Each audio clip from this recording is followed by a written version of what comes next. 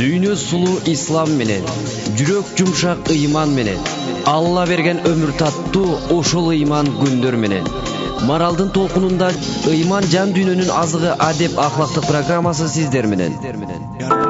Марал үналгысында жарнама. Ай, жылдыздар. Көрсө жылдыздар алтын жылдыз дүкөнүнөн кийинишет турбайбы? Ошону да билбейсиңби? Кап, жылдыз эле болуп калбай. А эмнени алыйсың? Жылдыз болуш бир паста. Алтын жылдыз дүкөнүнө барып, сонун кийимдерден алып кийинип чык. Жылдыз болбогонуңду көрөйүн. Аянан эртең карабай кетпе, жылдыз бол. Алтын жылдыз дүкөнүнүн дареги Сүй 243. Исанов менен кесилишет. Балдарды чоң бир белгисиз күч оордап жатат деген ойдо. Другого выхода нету. Давайте звать этих ребят. Алар биздин арабызда жашашат, бизге окшоп ойношот. Бирок алар өзгөчө балдар.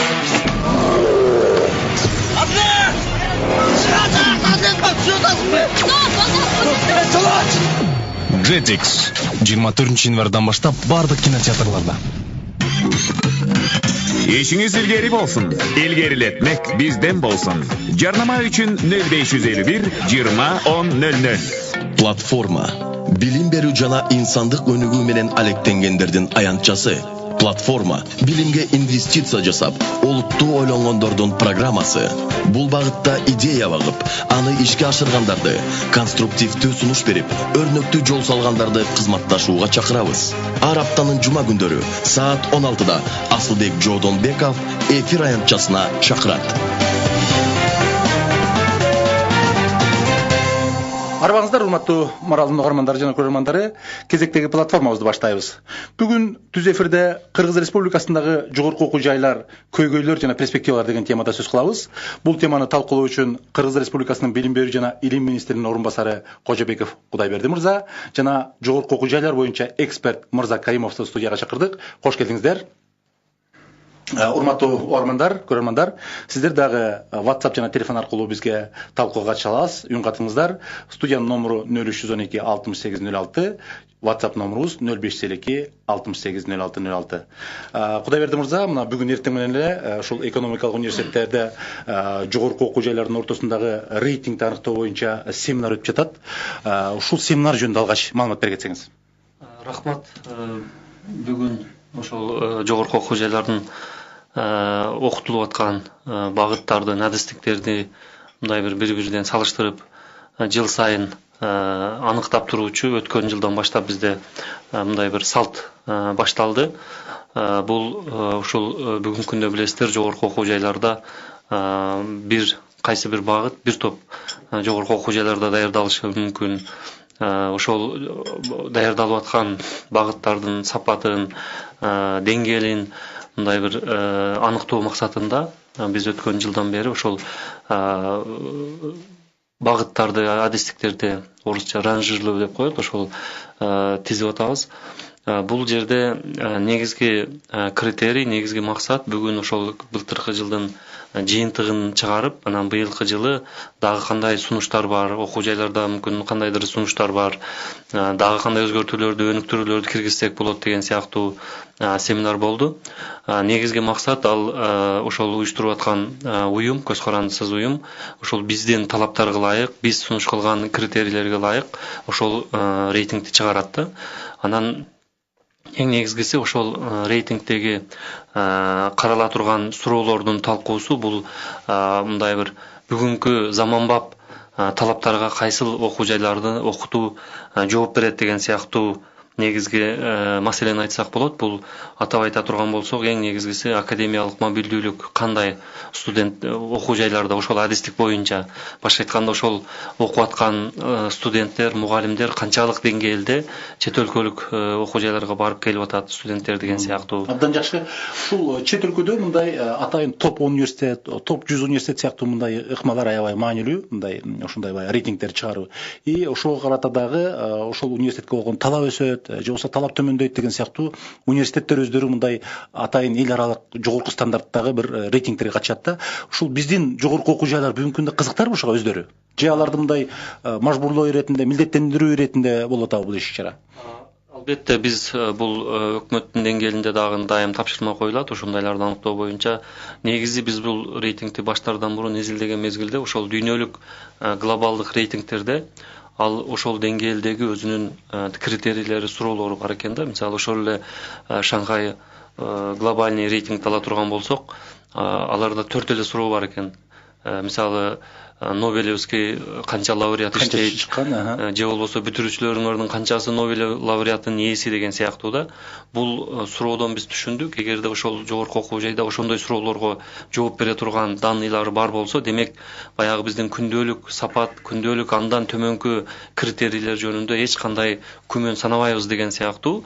Ошол мындай бир өтө өзгөчө сурооду, анан аз сандагы гана сурооду берет экен да рейтинг чыгаруучулар. Кыргызстанга ал суроолорду бериш албетте эрте азыр. Ошон үчүн мен айтайын дегеним, ошон үчүн биз бул рейтингти биздин Орто Азиянын шартында, Кыргызстандын шартында ошол сыяктуу суроолор кайсылар? Биз ошолорду отбор кайсылар мисалы? Азыркы мисалы эң негизгиси ошол жанагы студенттердин мобилдүүлүгү. Студент чет өлкөгө ошол окуп аткан мезгилинде канча жолу чет өлкөгө барып, кайсы бир жогорку окуу жайга барып окуп келди.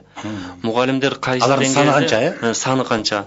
Мугалимдердин канча мугалим чет өлкөлүк жогорку окуу жайга барып стажировкадан өтүп келди.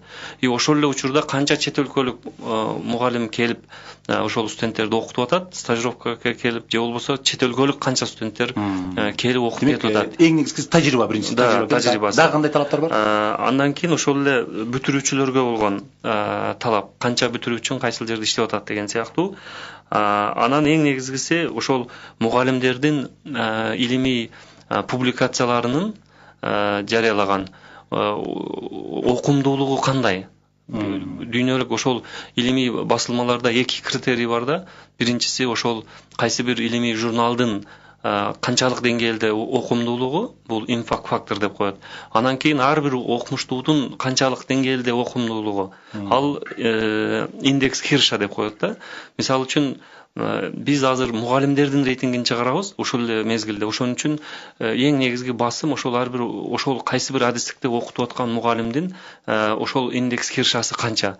Ошол индекс Хирша канча жогору болсо, демек ошол окумуштуудун чыгарган макалаларын ошончо көп киши окуйт, ошончо көп киши ага ссылка жасайт да. Демек бул ошол окумуштуу катары анын мындай бир баасын аныктайт. Вот ушул нерселерге негизги мындай басым жасалып атат. Ушул Кудайберди мырза, ушул жерде абдан бир маанилүү суроо турат. Мында бизде абдан көптөгөн окумуштуулар бар, илимий даража ошол академияда болсун, же болбосо жогорку окуу жайларда болсун, ондогон балки монографияларды чыгарган, ошол кандидаттык, докторлук жакталган, бирок тилекке каршы ошол өзүнүн айланасындагылардан башка эч ким билбейт, алардын илимий мындай практикалык дагы баалуулугу жок да.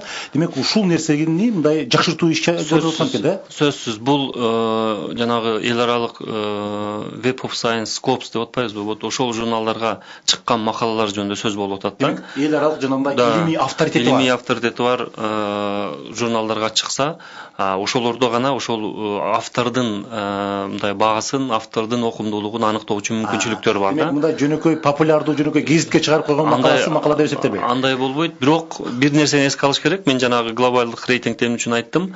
Кээде биздин окумуштуулар да капа болуп калат да, биз тиги жакка публикация кылганбыз, эмне үчүн аны эске албайсыңар деген учурлар болуп калат.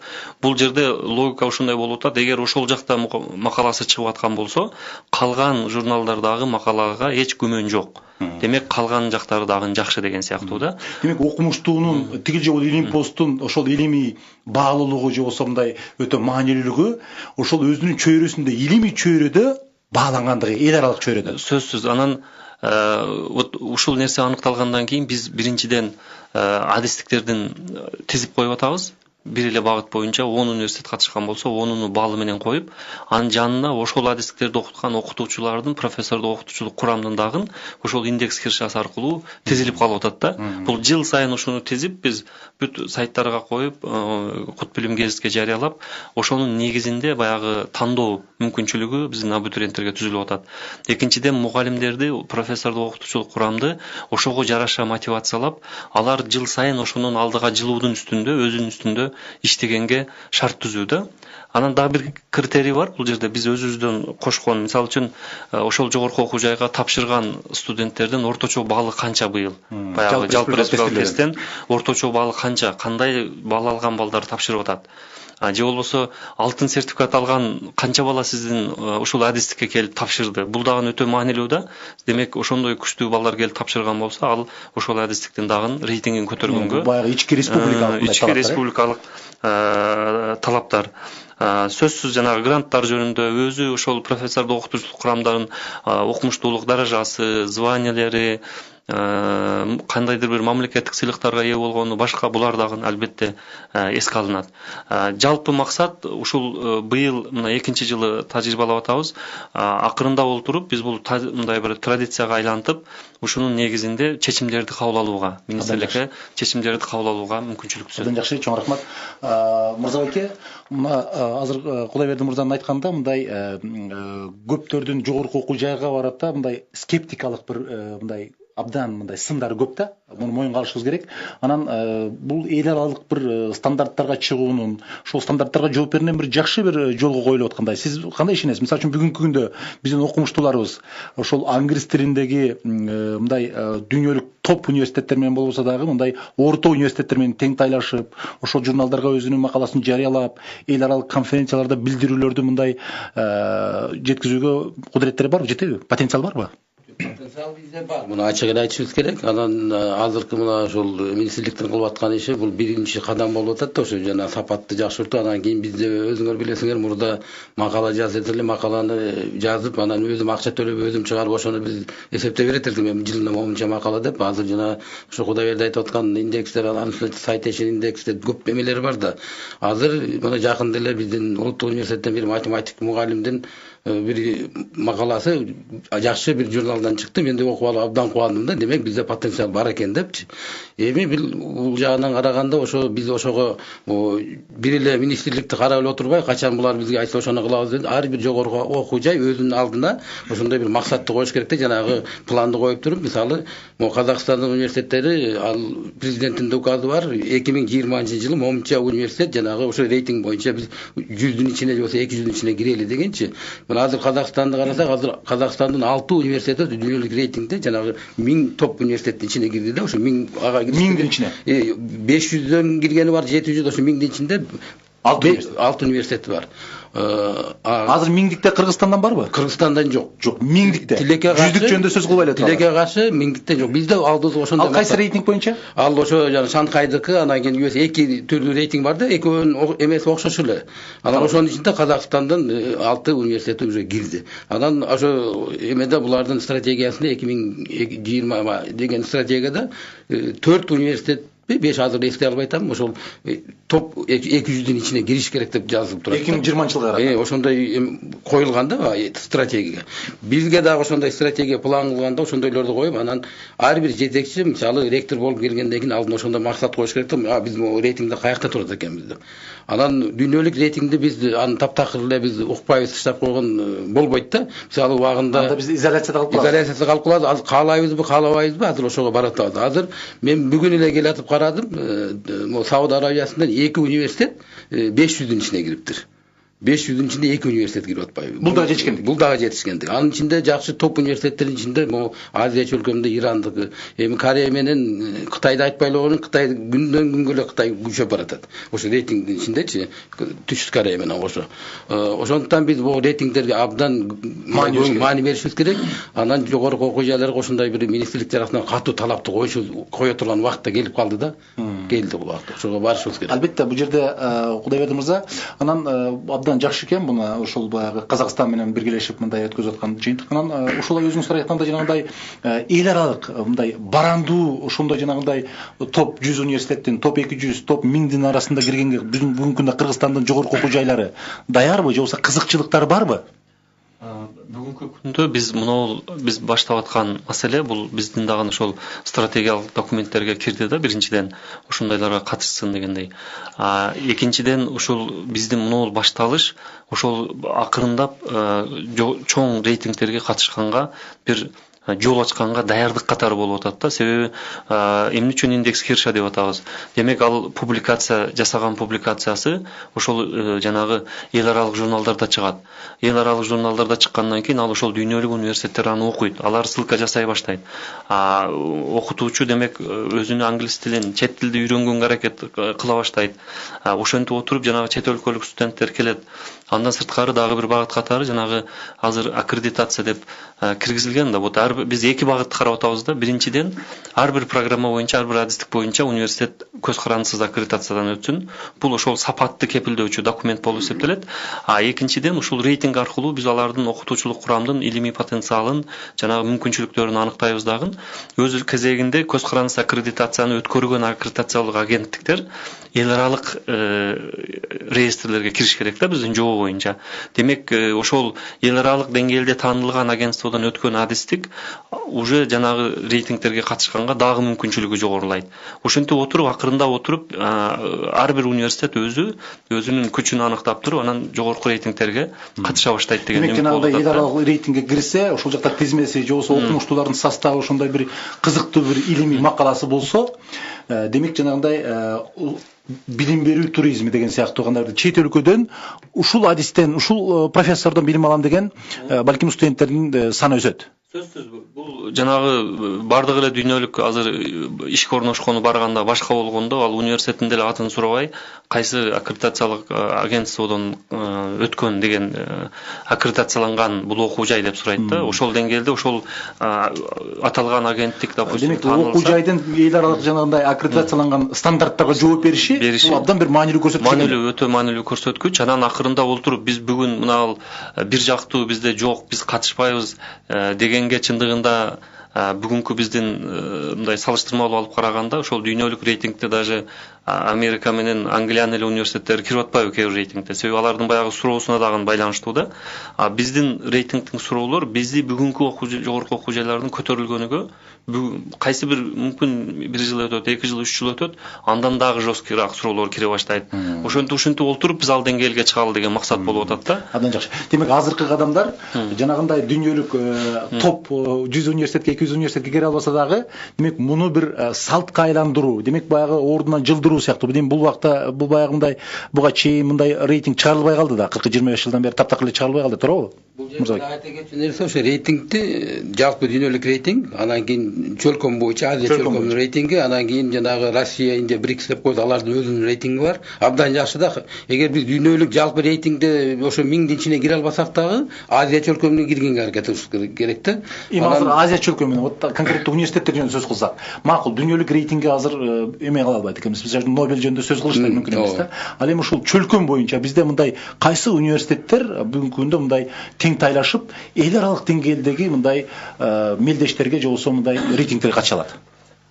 Бул боюнча мына көпчүлүк көп талкуу болгондо бул канча жылдан бери ушул рейтинг чыгарабыз деп, бизде университеттердин өзгөчөлүгү баягы университеттин өзүнүн түзүлүшү көп ар түрдүү багыттарды окуткан университеттер бар, кайсы бир багытка профилдешкен университеттер бар.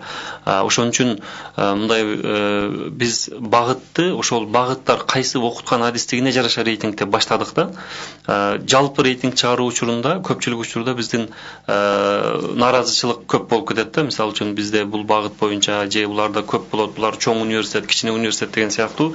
Ошон үчүн жанагы багыттар боюнча баштап олтуруп акырындап кеткен. Бул бүгүнкү биздин реалдуу акыбалыбызды карап туруп кадам таштап атабыз да.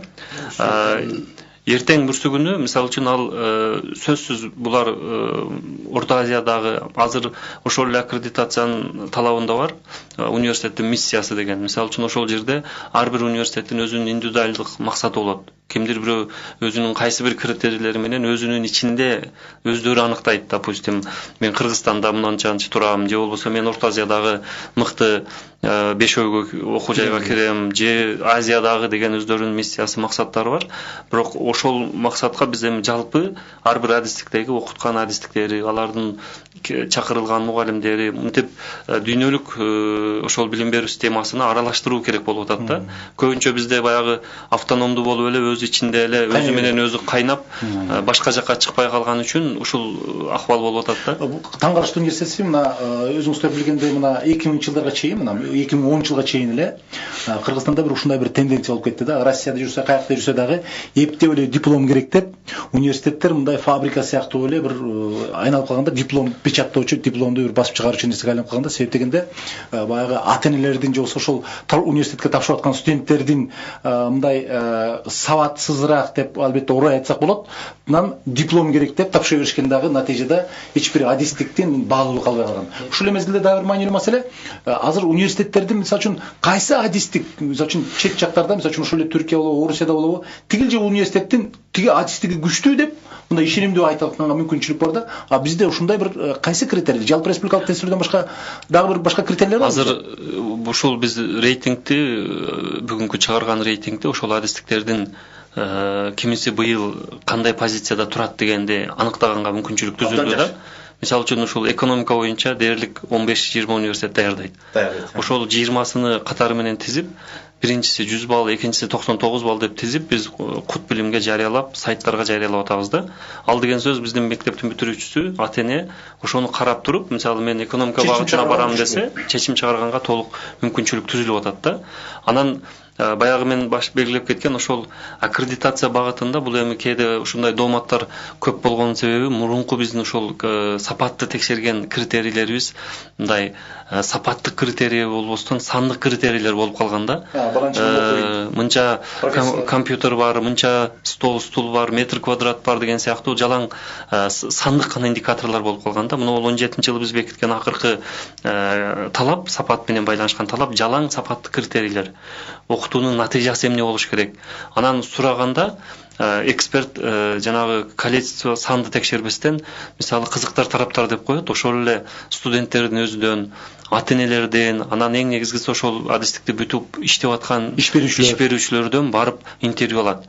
Мына сизде иштеп атыптыр, же сен канааттандыңбы, удовлетворенность деп коет го. Ушул кызыктар тараптардын баардыгынын канааттануусун сурайт дагы, ошонун негизинде анан жанагы программаны аккредитовать же не аккредитовать деп чечим кабыл алышат да. Бул тенденция ушул жакынкы мына 20-жылга чейин акыркы жолу мамлекеттик аттестациядан өткөн адистиктер 16-жылы өткөн да, 4 жылга. Мына 20-жылга чейин бизде ушул жаңы критерий менен бир толук кайрадан өтүп чыгышат да бардык программалар. Бул эми биринчисинде ар түрдүү кыйынчылыктар болуп атат, бирок бул өтүп ушул багыт менен кете бере турган болсок, ошол эле ар бир жогорку окуу жайдын эл алдында, коомчулуктун алдында сапаттуу кадрларды даярдап, мына бул рынок шартына ылайыкташып, анан жанагы рейтинг аркылуу өзүнүн кадыр баркын көтөрсө, бул уже келечекке бир жакшы жол болот деген ойдобуз да. Жакшы. Ушул сиздин өзгөчө жанагы сандык бир көрсөткүчтөн жанагындай имарат, китеп, ал китептер канчасы колдонулат деген сыяктуу мындай сандык көрсөткүчтөн тартып сапаттык көрсөткүчкө басым жасап атканыңыздар абдан кызыгуу туудуруп атат. Урматтуу радио көрөрмандар, биз бүгүн ушул Кыргыз Республикасындагы жогорку окуу жайлардагы көйгөйлөр жана перспективалар тууралуу талкуу жүргүзүп атабыз. Бизге берүүдө Кыргыз Республикасынын билим берүү жана илим министринин орун басары Кожобеков Кудайберди мырза жана жогорку окуу жайлар боюнча эксперт Мырза Каримов катышып атат. Сиздер дагы суроолоруңуздарды, сунуштарыңыздарды берсеңиз болот. Биздин студиянын номуру 0312 68 06 06, WhatsApp номурубуз 0552 68 06 06. Анан Мырза байке, ушул айтмакчы, өзгөчө мына университеттерде дагы албетте бир ата-эненин талабы болуп атат. Эми азыркы күндө ата-эне дагы мындай талапчыл болуп калды да. Кандай дейсиз? Азыр телефон чалып бар экен, кабылдап коелу. Урматтуу радио көрөрман, угуп атабыз сизди. Саламатсыздарбы? Саламатсыздарбы? Абдан узун менен угуп отурам да. Жакшы. Каяктан чалып атасыз? Кема кантан чалып атам, атым Каныбек Мырзаханов. Каныбек Мырза. Сиздин айткандарыңыз абдан мына кулактуу сүйүнтүп, жүрөктү жылытып атат да. Анан эми азыр силер дароо эле жанагы эл аралык рейтинг эл аралык жанагындай эмне деп койчу эле. Рейтингтерге кирип кетели деп андай максатты коюш керек эмес эми азырынчачы. Биз жаңы эле эгемендүү болгон мамлекет, жаш мамлекеттерденбиз. Бирок бул ушул жолго чыга алганыңардын өзү, ушул багыт алганыңардын өзү укмуштай болуп атат да. Биз баягы көп жылдан бери эле баягы оонда жана Асылбек айтып кеткендей, вуздар жана дипломду штамповать этип турган типография болуп калган да. Эми ал убакыт өттү окшойт, басып өттүк, бара эволюциялык жол менен келатабыз да. Анан жанагы ошол институтторду жаба албай калдыгы толуп кетпеди тигилечи.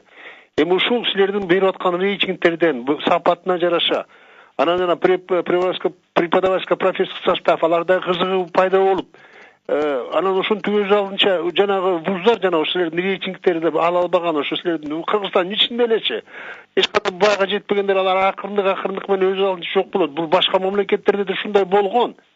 Анан дагы бир нерсечи, мен бир нерсеге таң калам, ушу биз бирден болсо эле Кыргыз Түрк университети, Кыргыз Славян университети, Кыргыз Америка деп айта беребиз да. Эми аларды билебиз, көп каржыланат, башка мамлекеттен каржыланышат. Биз айрыкча мына басымды өзүбүздүн мына университеттерге басым жасасак жакшы болот эле да. Себеби дегенде мына айрым учурда көрүп атабыз го, кичине мамлекеттер арасында кичине таарынч болуп калса эле, жана алар болсо өздөрүнүн кызыкчылыктарын бизге таң кылып атышат да. Ушул жактан эметсеңер жакшы болот. Анан мен сөзсүз ишенем, ушу биздин деле биздин университеттер келечекте убагы келгенде биз деле башка мамлекеттердин университеттери менен тең тайлашып коебуз. Ушул биз эмес, ал эмес Россиянын университеттери эч качан жана эл аралык рейтингтерге кирчү эмес. Алар да муну баштаган бир 10 жыл мурун, акыркы эле бир 2-3 жылдын ичинде эметип атат. Алар алдыга чыкты, болгону дагы жана эмгүүсү эле мына эми атала баштады дүйнө жүзүндө. Ошон үчүн мен силерге ийгилик каалайм. Рахмат. Сиз дагы билим берүү тармагында иштейсиз го дейм. Мен билим берүү тармагында иштебейм, мен угуучумун, силердин активдүү, анан мен билимге күйөм мен. Рахмат, Канай койка, рахмат, чоң рахмат. Мына угуурман дагы байкап атат. Чоң рахмат. Албетте, сиз айтып аткан маселе ошол өтө актуалдуу. Сиздин мына түшүнүп кабыл алганыңызга да мен абдан кубанычтамын. Биз бүгүнкү шартта билим берүү министрлигинин позициясы ошол баягы эле окуу жайлардын саныны, көптүгүнү бүгүнкү күндө биз мындай искусственный жол менен барып жой албай калдык да. Бул эми мыйзам бар, башка бар дегендей, ооба. Жаптырышпайт. Вот, ошон үчүн биз мына рынок шартында ар бири өзүнүн үстүнөн иштеп, алдыга жылсын, ошол алдыга жылып критерийлерди коюп, ошол аркылуу аныктайлы деген максат болуп атат. Ушул аркылуу өздөн өзү же бүт ошол эл аралык стандарттарга карап иштеш керек, болбосо өзүнөн өзү жабылып кыскарыш керек деген маселе. Албетте, мынау рейтингтердин жыйынтыгы аркылуу биз ошого шарт түзө тургандай, мисалы профессордук окутуучулук курамдын рейтинги чыккандан кийин ал жерде ким 10-дуктун ичинде кирди, ким 50-дүн ичине кирди, ошолорго жараша биз тиешелүү чечимдерди кабыл алабыз да. Абдан жакшы. Анан Кудайберди мырза, ушул жерде как раз бул элге, өзгөчө эртеңки абитуриенттерге мындай кеңеш берүү жагы да каралса да, тигил же бул мыкты профессор болсо, эл аралык деңгээлде макалаларды жазып, сабактарды абдан кызыктуу өтсө, демек ал профессорду университет чакырганга абдан кызыктарлык, биринчиден. Экинчиден, балким ушундай бір баягы ата-энеге, абитуриенттерге мындай маалымат бере турган компаниялар ушундай январдан баштап аткарыла баштады. Себеп дегенде, эгерде университеттин көрсөткүчү төмөн болсо, аяка абитуриент барбай тургандай, өзүнөн өзү жанагындай рынок талапты аткара тургандай, кандай дейсиз мырза, ушул мүмкүнбү? Бир нече факторду карашыбыз керек да. Биз жана рейтингди баштап эме кылгандан кийин мына биз университеттерди, жогорку окуучуларды көбүн эле кыдырып, мындай көрүп барып жүрөбүз. Анан кийин ошондо мен таң калтырган нерсе, мисалы үчүн ушу мугалимдер макала жазганга, анан дүйнөлүк рейтинг жана өзүнүн таанылган журнал эмелерге жазыш үчүн аларга биз шарт түрүп бериш керек университеттер. Мисалы кээ бир жогорку окуу жайларга барсак, ошол барганда жогорку окуу жайлар мугалимдердин ошондой отуруп жаза турган шарты да жок экен да. Анан жана мына Кудайберди айткандай ача бергенбиз университеттерди, бул бир эле бизде эмес, бул Кыргыз өлкөсүндө, Кыргызстанда эмес, башка өлкөлөрдүн баарында дүйнөлүк деңгээлде азыр сапат боюнча кризис абдан келетат. Бул ошол эле Америкада, Европанын өлкөлөрүндө да. Бирок азыр ошо биз биринчи кезекте мугалимге да, студентке да жакшы шарт түзүп беришибиз керек. Аны сабагын бүткөндөн кийин мугалим мындай кышында өзгөчө барып бир жерге отуруп, интернет болсо ошол жерде иштеп, кээ бир университеттерде мугалимдерге да шарт жок. Чет өлкөлүк университеттерде студенттерге да шарт түзүп берет. Алардын өзүнчө отурган жери бар. Биздики жанагы студенттин саны жана айтып кетмедикпи, санын көбөйтөлү деп эле анан кийин ала бергенбиз, жатаканаларды эле корпуска айлантырып, анан студенттин санын көбөйтүп, акырына келгенде ошо мугалим эми, студент эмес, мугалимге да шарт жок болсо болбойт. Шарт түзүп берип, анан кийин талапты коюшубуз керек да. Биз бул жагын да ойлонушубуз керек. Анан жана айтып кеткендей, ата-энелердин баарын талабы азыр күчөп атат. Бул рынок механизми өзү эле жанагы сапаты жок жогорку окуучуларды акырындап жоюлат. Мына азыркы мен бүт тестилөөнүн эмесин караганда жылына бизге 5700 атайын орун берсе мамлекет жагынан. Мына Кудайберди айтып макул болот. Мисалы жылына 400 400 500 андан көп орын бош калып атат, туурабы? Себеби барбай атат бул эмеге. Тандап айтат, бекер бюджеттин эсебинен окутса барбай атат ал жака. Себеби жанагы мурдагыдай ажиотаж токтоду. Диплом эле алып эле мен бүтсөм эле жумуш болот деген андан уже баары ойлоп ар бир үй бүлө барганда ойлонуп калды да. Мурда жанагы акыркы уюн сатып болсо контрагын төлөп кошунамдын баласы өссүн меники да өтүш керек деп ошондой психология болгондо. Азыр андан эл уже андан акырындап кете баштады да. Кете сапатка көңүл бура баштады. Ушул жерде дагы бир суроо туулат да. Биз баягы сапаттуу көтөрүү боюнча комплекстүү иш-чаралар жөнүндө айтып атпайбызбы? Бул жерде аябай маанилүү жакшы. Анан биздеги ошол эле жанагы жалпы республикалык тестилөөдө алтын сертификат алгандар, абдан жогорку балл алгандар, чет тилин билгендер Кыргызстандагы университеттерге тапшырайын десе же контрактан жогору, же болбосо алар биздин жогорку окуу жайларга ыраазы болбостон көпчүлүк учурда чет өлкөлөрдү мындай тандап алып атат да. Бул багытта кандай иштер алып барылып атат?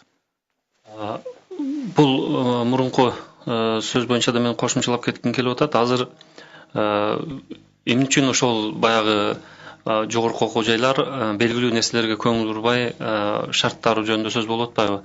Мунун негизги белгиси ошол биздин жогорку окуу жайларга окуткан кадрыбызларыбыздын акыркы ошол окуп бүткөндөгү натыйжасы кандай болуш керек, ушуну так аныктабагандан болгон да.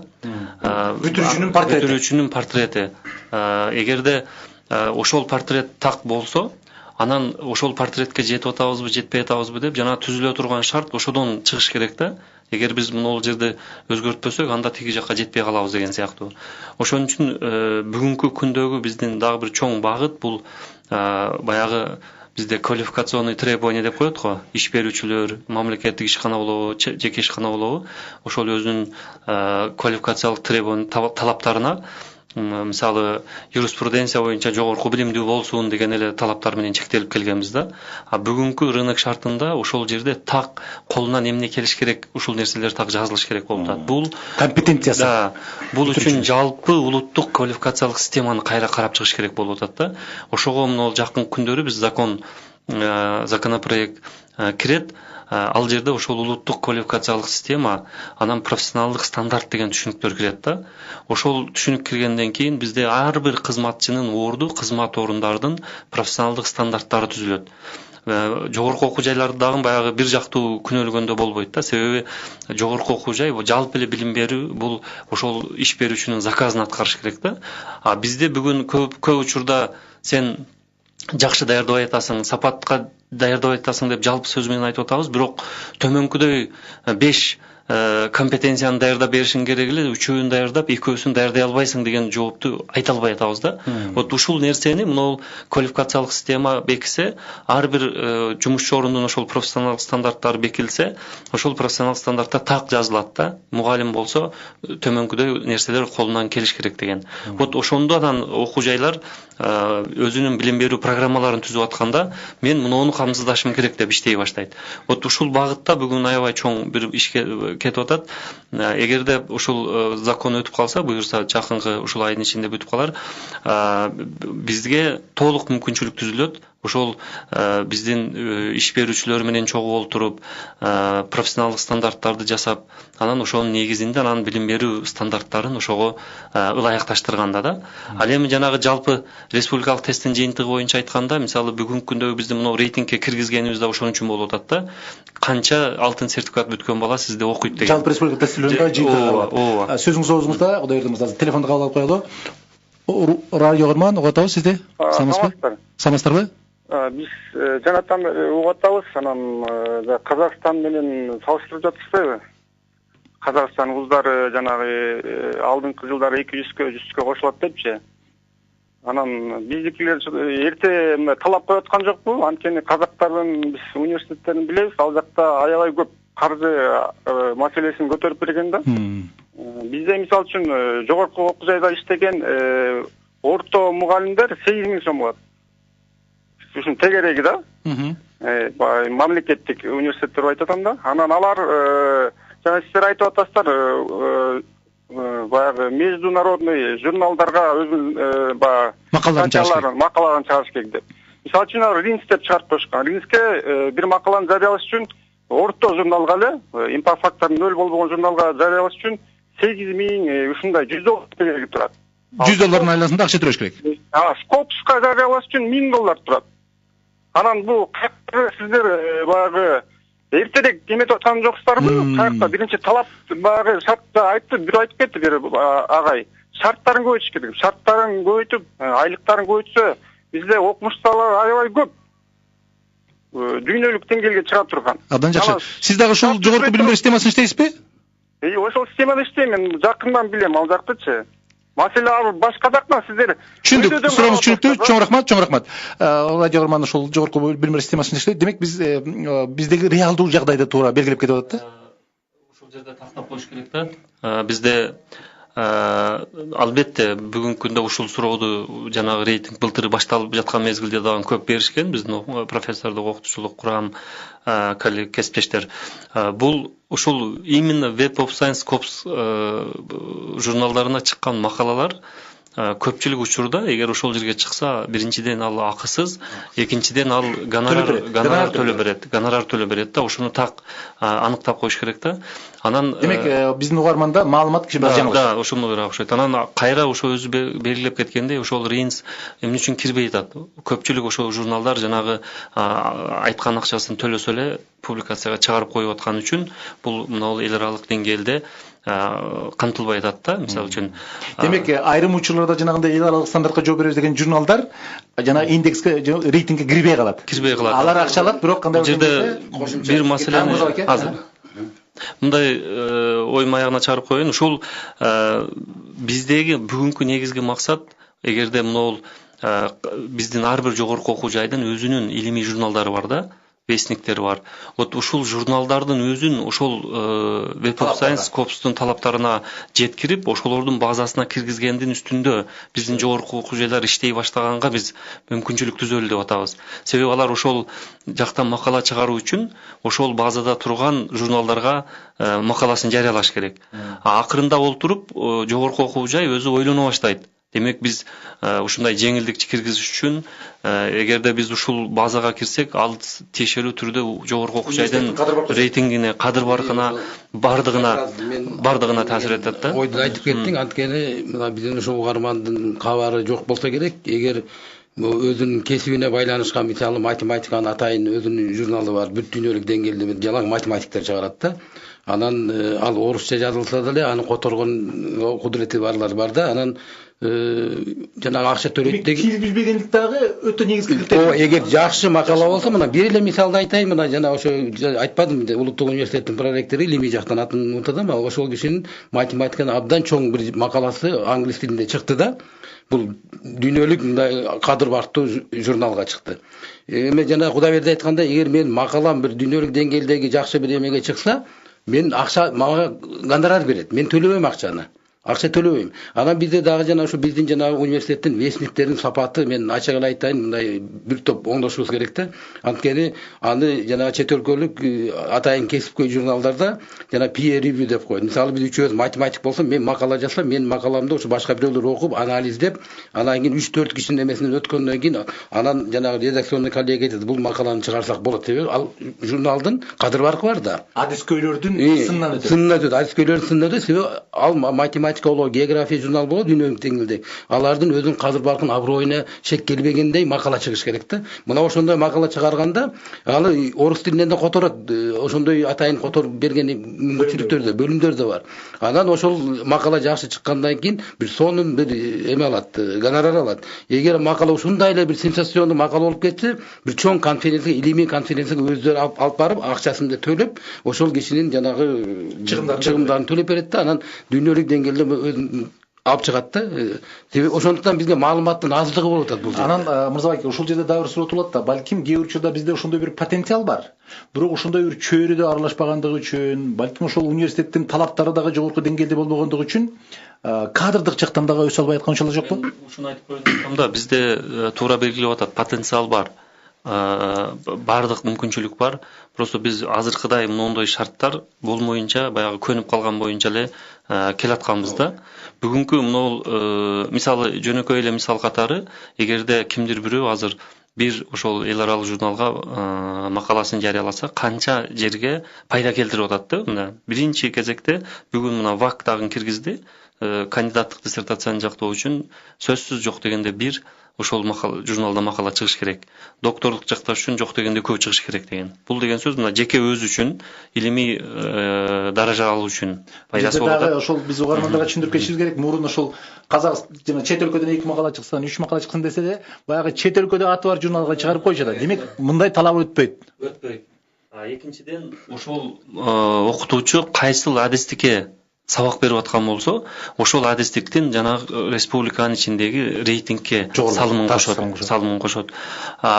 Ошол эле учурда ошол өзүнүн индекс киршасынын негизинде Кыргызстандагы бардык ошол профессорлордун ичинде өзүнүн позициясын аныктап алат.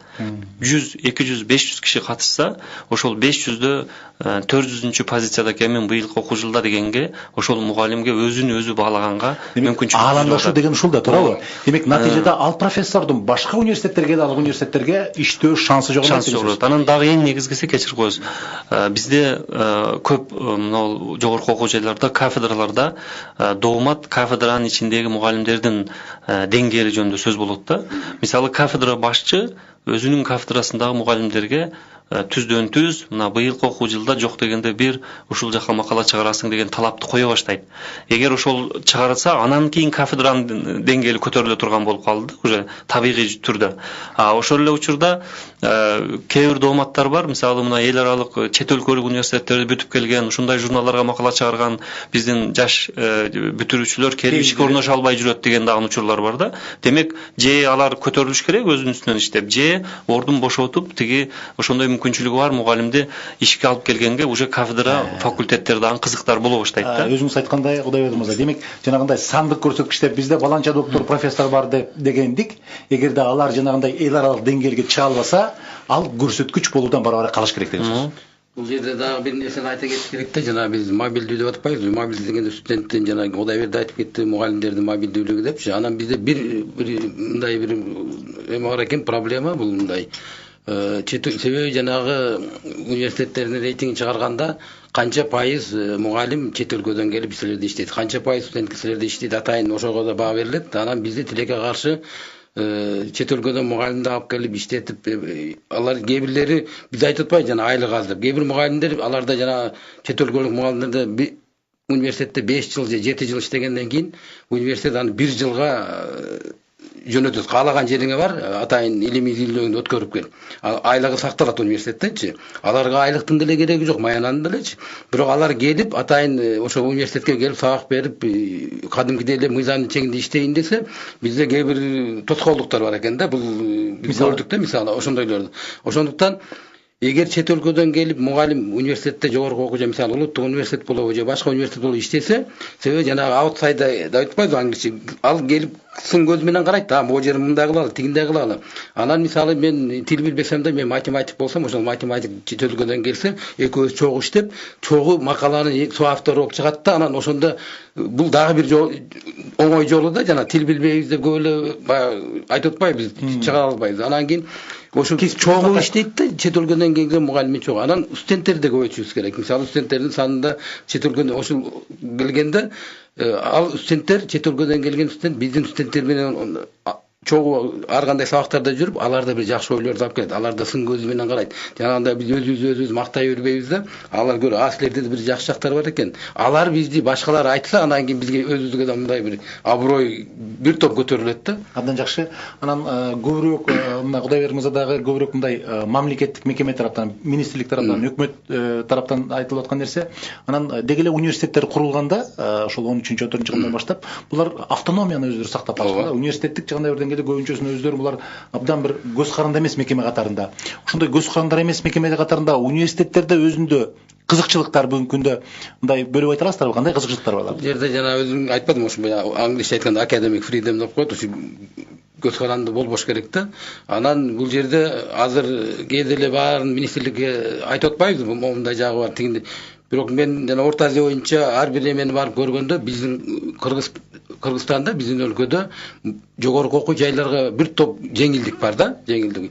Эгер аны баягы салыштырып көрбөгөн киши билбейт экен да. Мисалы мен өзүм башым менен утпайм. Мен Тажикстан, Казакстан баарын көргөндө, салыштырганда биздин мына Кудайберди өзү эле жана лицензия алганда өзү көрүп, биз министрликтин минимальный стандарт бар да, мындай университет мына оракей пункттары бар атайын, ушуну кабыл алса, анан калган программаны өзүңөр түзгүлө дейт. Бул жактардан башка жакка барып чыгып көргөндө анан кийин түшүнөт да буларчы. Ошондуктан бизде бир аз жеңилдик бар, бирок ошол эле учурда жана Кудайберди өзү айтып кетти, кафедра башчылары эмеге алганда бир аз болсо да биз ошо кафедра башчылары атайын эме болуп турат да, контролдоп турат. Жана кээде жаш мугалимдер аябай тың мугалимдер болсо, курс сөз менен эле сындап айтса, анан алар абдан курс да. Алардан акырында кармап турат да, тизгинден тартыпчы. Биз негизинен эгер чын эле жанагы чымыны бар адис болсо, мындай айтканда чымыны бар деген, ошону биз коюш керек. Колдоп түртүшүбүз керек да. Антпесек биз мындай өсө албайбыз да. Мен жалпылап кошумчалап коеюнчу. Ошо бул автономия жөнүндө бизде көп талкуулар жүрөт. Анан бизде баягы демократияны алып туруп ашыкча пайдаланып жибергендей, азыр автономия десе баардыгы бериш керек дейт. Бирок мына акыркы Казакстан закон чыгарып, ошол жогорку окуу жайлардын автономдуулугу жөнүндө законго киргизди да. Bizde мүмкүнчүлүк бүгүн эле көп, бирок келечекте биздин планда ошол жанагы мен айтап кеткен квалификациялык система бекилип, профессионалдык стандарттар бекитилсе, биз толук автономияга бергенге мүмкүнчүлүгүбүз түзүлөт да. Себеби биз мыйзамдын негизинде, эрежелердин негизинде автономия. Негизги биз азыр жогорку окуу жайларга даярдаган кадры акыркы жерде кандай натыйжага жетиш керек дегенин аныктап туруп, эми өз алдың өзүң бил. Кантип окутасың, кайсы предметти окутасың, канча саатты окутасың, бизге мына жыйынтыкка жеткирип бересиң дегенди коюп туруп, анан мүмкүнчүлүк берсек, ошол автономдуу деп эсептелет да. Абдан сонун. Анан эми албетте мындай өзгөчө мындай университеттерге коюлган талаптар жөнүндө айтсаңыздар, мына азыр мына уже январь аяктап атат, жакында ошол жалпы республикалык тестилөө кабылдоо башталат, окуу жайларды тандоо башталат. Ушул айтып кетсеңиздер, ата-энеге 2019 жылкы абитуриентке жогорку окуу жайды тандоодо кандай кеңеш берет элеңиздер? Жыйынтыктоочу сөз. Биринчи айтып кетсем, мисалы кээде бизде жакшы окуу жайлар бар да өлкө. Анан кийин кээ бир ата-энелерде туура эмес маалымат болуп кеткен, булардын контрагы абдан жогору депчи. Анан чет өлкөнүкүндө ошондой. Эгер бала чынында эле билими өтө жогору болсо, анан кээ бир мына жеке менчик жогорку окуу жайларды жанагы алтын сертификатты уже пайдалана баштады. Ал эмес Турция, Кытай кабыл алат ошол алтын сертификат мененчи. Ошондуктан эгер баланын чынында эле билими болсо, эч ата-эне ойлонбош керек да, кайсыл биздин өлкөдө эле башка баласын колдоп төлөм менен деген университетте бериш керек да. Мисалы бизде көп ушундай угабыз, бул жер момунча төлөш керек экен, биздин акчабыз жетпейт. Мен дайым айтам, эгер бала жакшы окуса, баланын билими болсо, окуу жайлар бар, ошол баланы төлөй турган төлөмдү өздөрү башка жактан таап берет.